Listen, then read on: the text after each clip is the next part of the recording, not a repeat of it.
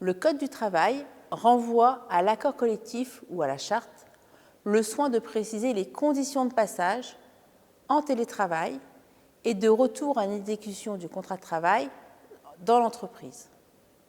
En cas d'accord pour passer au télétravail, une période d'adaptation est aménagée pendant laquelle chacune des parties peut mettre fin à cette forme d'organisation du travail, moyennant un délai de prévenance préalablement défini. Cette période permet de vérifier si le télétravail est compatible avec l'organisation du travail et les compétences techniques du salarié. Dans le cas contraire, le salarié retrouve alors un poste correspondant à sa qualification dans les locaux de l'entreprise. La durée de la période d'adaptation et du délai de prévenance doit être suffisante.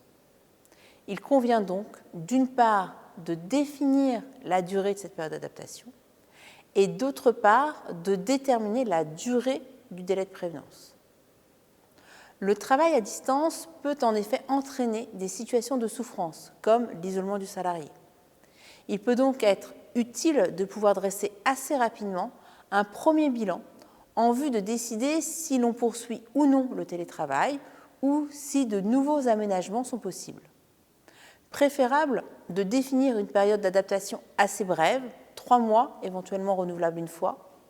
Il est également possible de prévoir un entretien plus fréquent que la périodicité annuelle envisagée par la loi. En matière de réversibilité, le Code du travail impose à l'employeur, vis-à-vis du télétravailleur, de lui donner priorité pour occuper ou reprendre un poste sans télétravail qui correspond à ses qualifications et compétences professionnelles et de porter à sa connaissance la disponibilité de tout poste de cette nature. En cas de disponibilité d'un tel poste, celui-ci doit être porté à la connaissance de l'intéressé. Devant le manque de précision du Code du travail sur cette disposition, l'employeur doit préciser la procédure de retour ou d'accès du salarié à un emploi dans les locaux. Il doit préciser la formalisation de la demande du télétravailleur, le délai de réponse de l'employeur, l'organisation d'entretien avec la hiérarchie pour étudier les possibilités d'accès, la faculté de refus, les conditions de réintégration et la signature d'un nouvel avenant au contrat de travail, le cas échéant, et notamment si le passage du télétravail avait été formalisé via un avenant. En conclusion, une période d'adaptation à la mise en place du télétravail est nécessaire.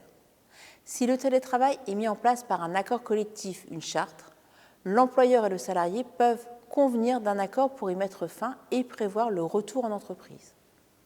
À l'inverse, si le télétravail fait partie des conditions de travail, l'employeur peut imposer le nombre de jours en télétravail, comme dans le cadre d'une politique de flex-office.